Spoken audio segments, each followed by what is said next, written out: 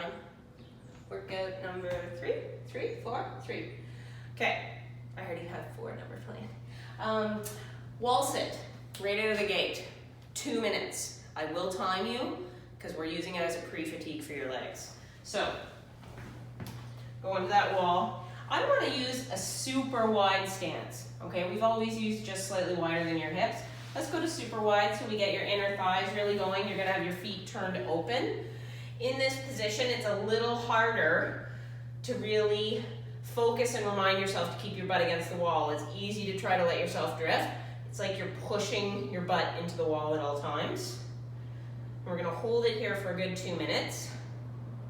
Then after the 2 minutes is up, we're gonna do a little pistol squat practice. So this one will be assisted by sitting to a bench and pushing yourself back up. You want to have a chair present just so you feel you're not going to fall over.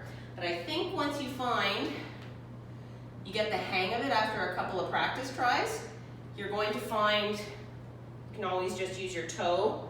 You're going to sit to the chair, push up with one leg, okay?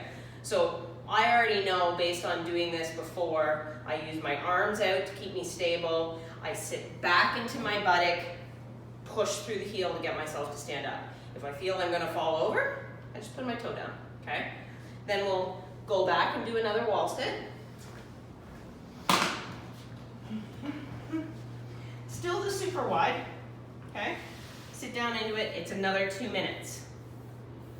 In case you didn't feel your legs last week, because we did a lot of upper body, you're going to feel them this week, okay? So 2 minutes, pushing into the heels, focusing on my riveting conversation to get you through the 2 minutes. Then we're going to do the left leg of the pistol practice. So you sit down in, you push up, okay? You sit down into the buttock, you know the chair's there, whoop, push up, try again. Don't laugh.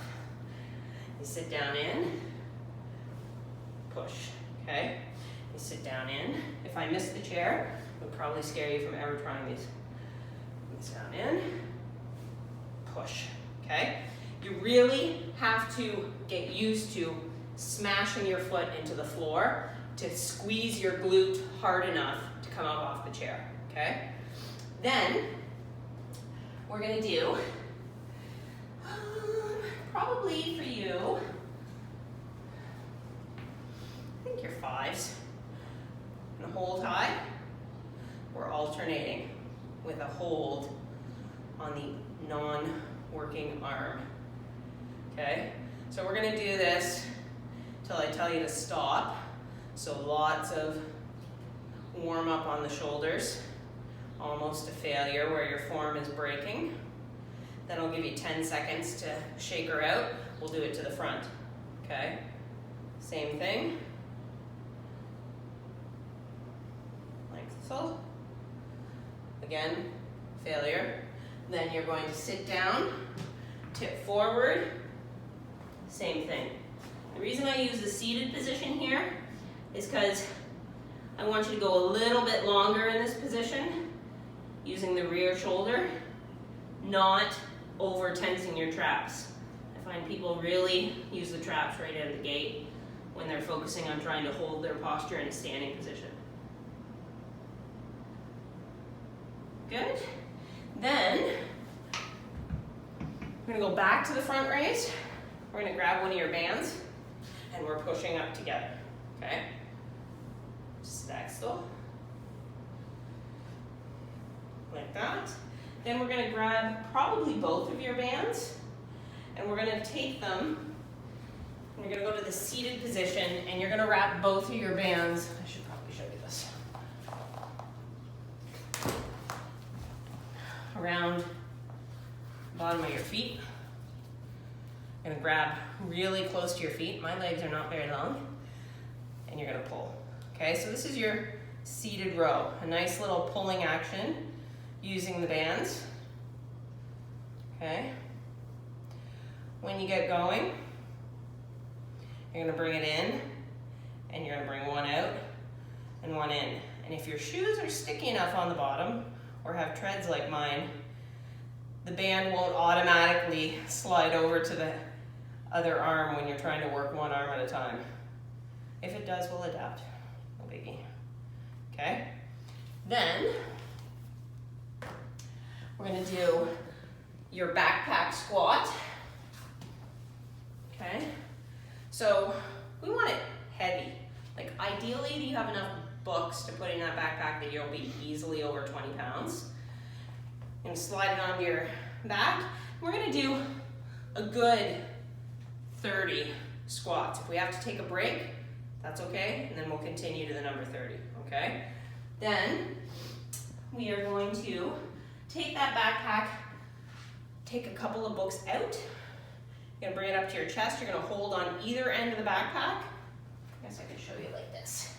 Your backpack will obviously be slightly wider than this. We're doing overhead press, okay? So it's gonna be more of a front of the shoulder emphasis because you're bringing it down to your chest, and then you have to sort of just go up in front of your face, but you end up over top of your head. Can you see that? Bring it back down. You push up in front of your face, but the weight is ending up square over your head. Okay? Bring it back down. Then, you're gonna take the 12s. Pushing up, you're holding her there. This is gonna be tough. You're holding one at the top, alternating your press with the other arm.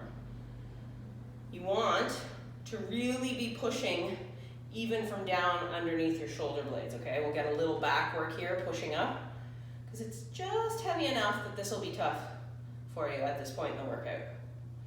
We're gonna go to failure there. Then,